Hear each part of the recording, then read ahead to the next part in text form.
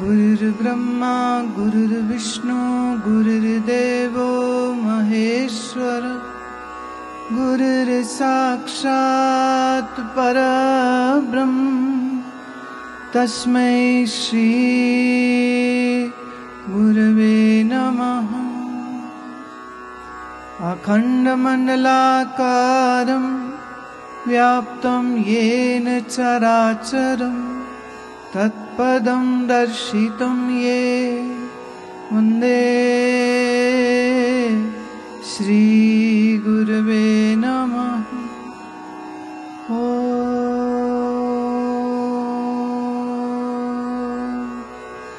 शांति शांति शांति।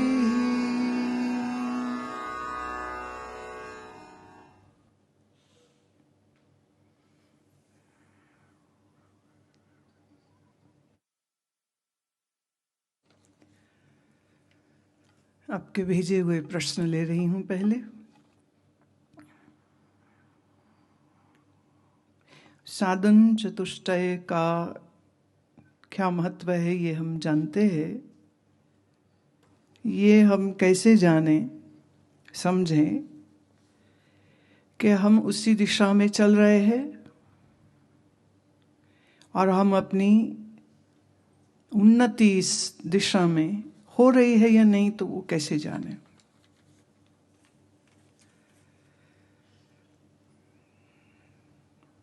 भगवान ने गीता में एक बहुत प्यारी बात कही कि मनुष्य जबरदस्ती अपनी इंद्रियों को विषय में जाने से रोक सकता है। बहुत लोग रोक लेते हैं और इस जबरदस्ती के रोकने को वो वैराग्य समझते हैं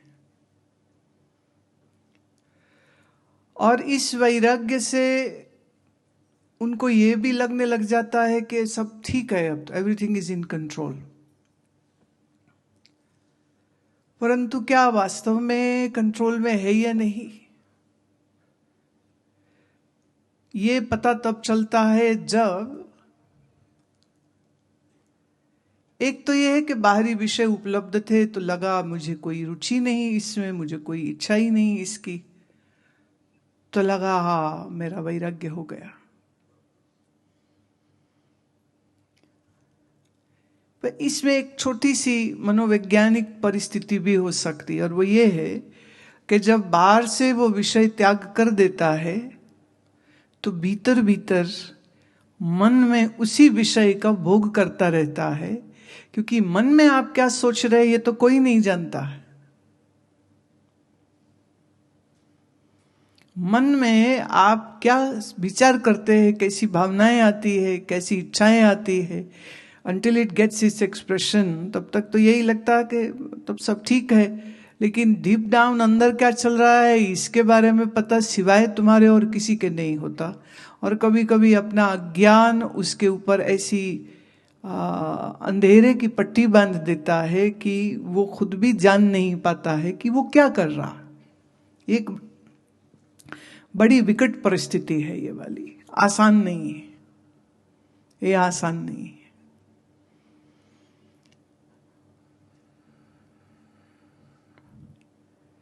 अब प्रश्न ये उठता है कि जैसे फॉर एग्जाम्पल आपने एक कोई अच्छी कार देखी आपने, या कोई सुंदर लड़की देखी आपने, तो आपकी फर्स्ट रिफ्लेक्स, फर्स्ट रिस्पॉन्स क्या था उस पर?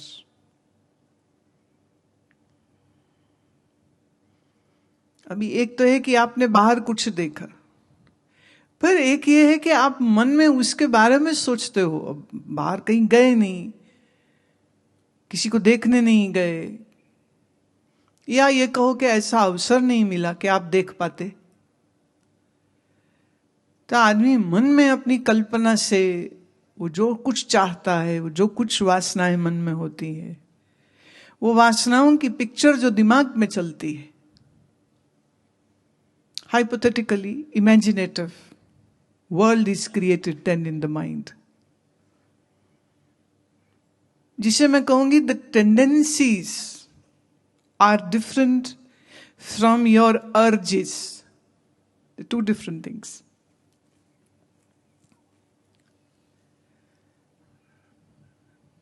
ऐसे सोचो जैसे कईयों को एलर्जीज होती है, तो वो चीज उनके एरिया में आ गई तो उन्हें एलर्जी हो ही जाएगी.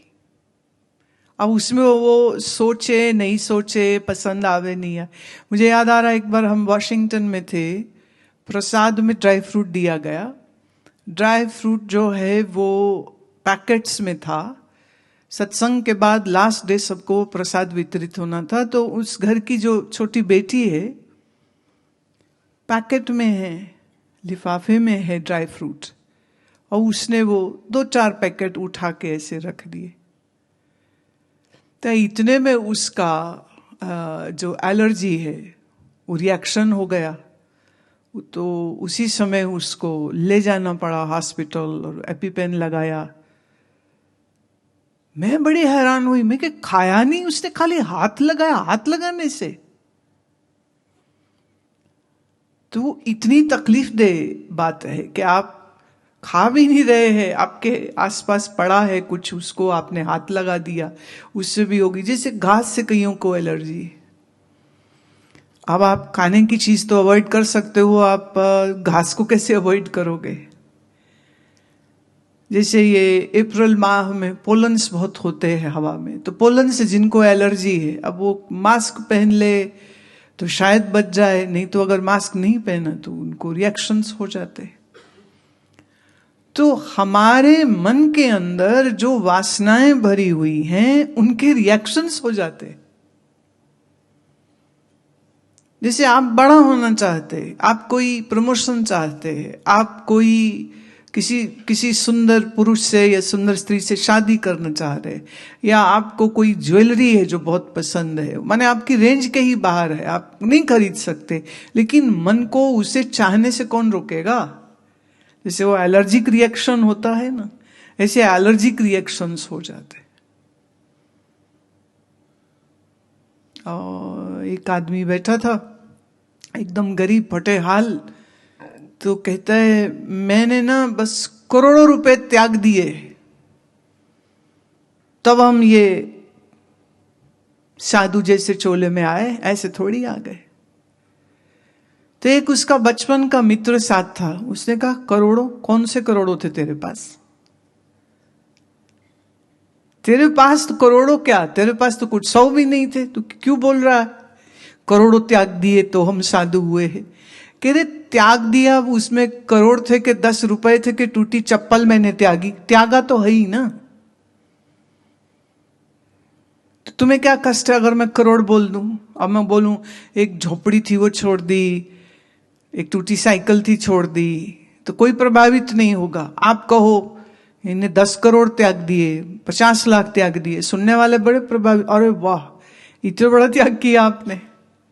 इसलिए जिन संप्रदायों में या जिन धर्मों में त्याग की महिमा गाते हैं, वह अपने हो चुके अवतारों और गुरुओं के जब त्याग की बात सुनाते हैं तो लिखेंगे उन्होंने उनके महल में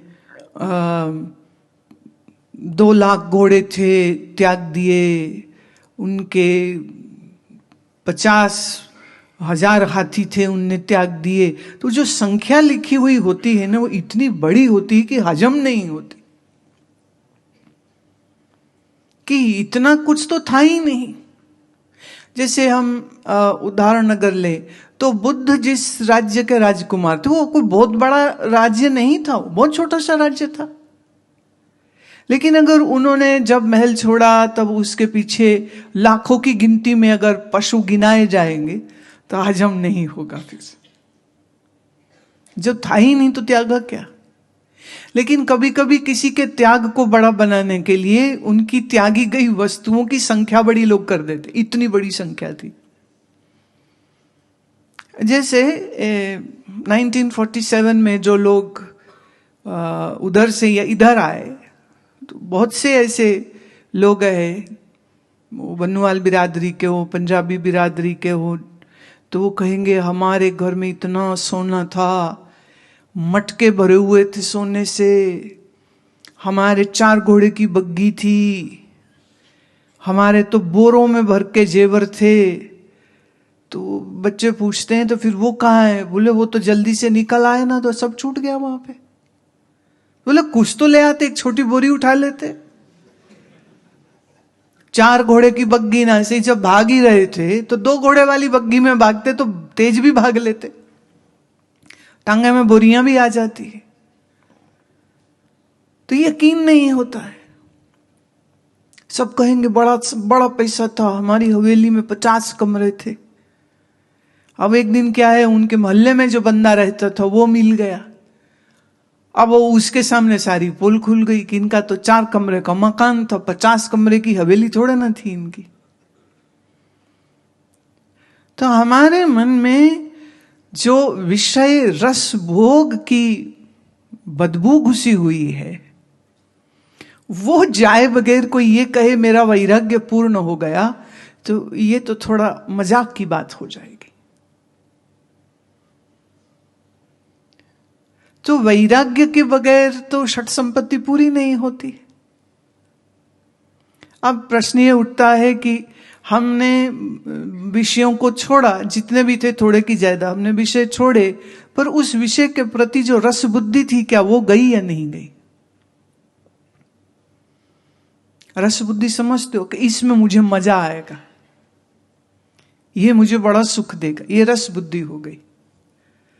अगर आपकी रस बुद्धि नहीं गई तो आपका त्याग नहीं गिना जा सकेगा।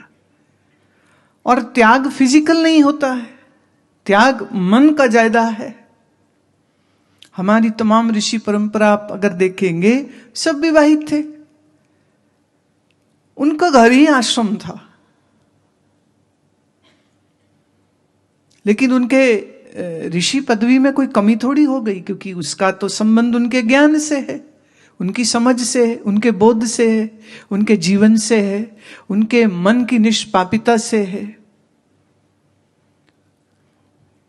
तो कई बार एक गलतफहमी बन जाती है कि हम वस्तु का त्याग करेंगे तो हमारा त्याग है।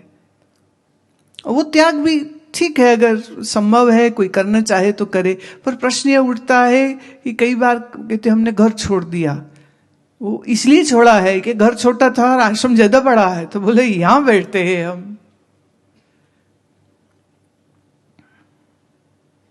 इसलिए बहुत लोग तो गुरु भी ऐसे किसी व्यक्ति को बनाते हैं जो खुद बहुत बड़े हो, बड़ी गद्दी हो, बड़ी संपदा हो, बोले यहां चेला बनते हैं, आज नहीं कल हम ही बैठेंगे फिर।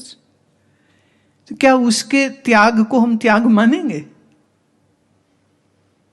ये भी देखते हैं कौन से गुरु ज्यादा प्रसिद्ध है, बोले हम उनका चेला बनते हैं।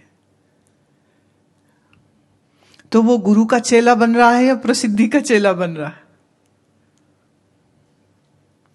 तो रस बुद्धि, इसे हम कहते हैं विषय में, संसार में रस बुद्धि जो है वो हमारी आसक्ति और हमारे ममता के कारण बन जाती है।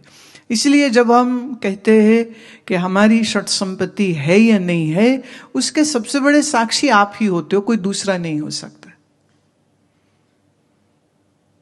जैसे एक बार मैं एक महात्मा के साथ बैठी हुई थी, कोई कार्यक्रम था जहां वो भी जा रहे थे, हम भी जा रहे थे। एक जगह में वेटिंग था, गाड़ी आई नहीं थी, वो भी है मैं भी है, और वो मौन थे।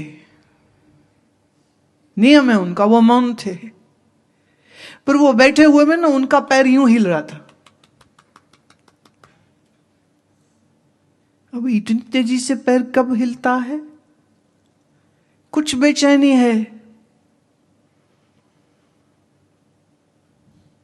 फिर उनने अपने एक पेपर पेन निकाला, फिर उस पर बहुत देर तक कुछ लिखते रहे। फिर वो इशारे से बहुत सारे ऑर्डर अपने चेलों को देते रहे। तो मैंने पूछा आपका मौन 9 बजे तक है? तो उनके चेले ने कहा नहीं, 10 बजे तक इनका मौन होता है। मुझे तो मतलब दया आ रही थी कि बेचारे फूट रहे हैं अंदर, बोलने के लिए मरे जा रहे हैं। तो उनकी पैर की बेचैनी, उनकी आंखें इधर उधर दौड़ रही, कभी कागज में कुछ लिख रहे, कभी फोन में कुछ ढूंढ रहे, कभी is constantly looking for some activity is happening, और आंखें इतनी बेचैन, कभी इधर देख रहे कभी उधर देख रहे। फाइनली जब 10 बज गए तो फिर हमसे तो रहा नहीं गया, हमने कहा खुल गया मौन, बोलो अब। तो उनकी चुप्पी में चुप्पी नहीं थी, बेचैनी थी। तो आप मुंह से मौन होकर के मन से बेचैन हो सकते हैं, और यह भी संभव है कि आप मन से इतने शांत है कि नपातुला बोलते हैं लेकिन फिर भी आपकी वो शांति खंडित नहीं होती। इसी को हम समता कहते हैं।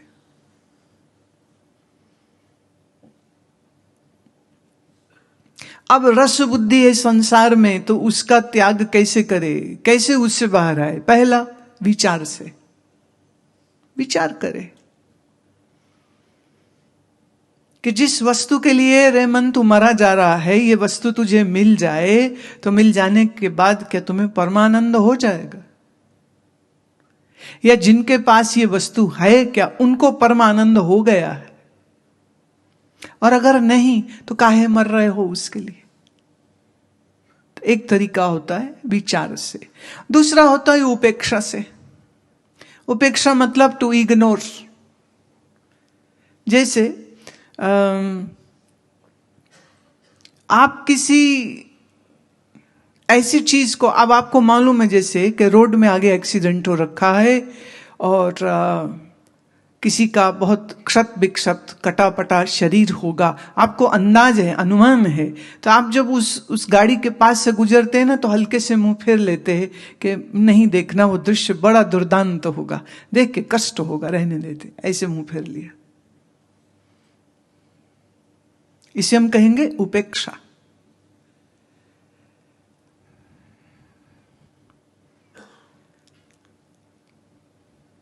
कोई आदमी कोई अश्लील फिल्म देखना चाह रहा है और उसने अपने दूसरे मित्र से कहा चला देखेंगे इकट्ठे। उसने कहा नहीं, मेरा इंटरेस्ट नहीं, मैं नहीं देख। उपेक्षा। बोले घबराते हो क्या? बोले घबराते नहीं, जिस राह जाना नहीं उस राह के मील पत्थर को हम क्यों गिने? एक बार मैं हरिद्वार में थी और क्रिकेट मैच था, शायद इंडिया पाकिस्तान का या इंडिया ऑस्ट्रेलिया का। तो एक आश्रम के बाहर 2-4 ब्रह्मचारी पीले वस्त्र पहने, तो उनकी शिखा और वस्त्र देख के लग रहा था कि कहीं पर गुरुकुल में पढ़ते हैं। तो वो 5-6 बैठ करके और मोबाइल में क्रिकेट मैच देख रहे थे।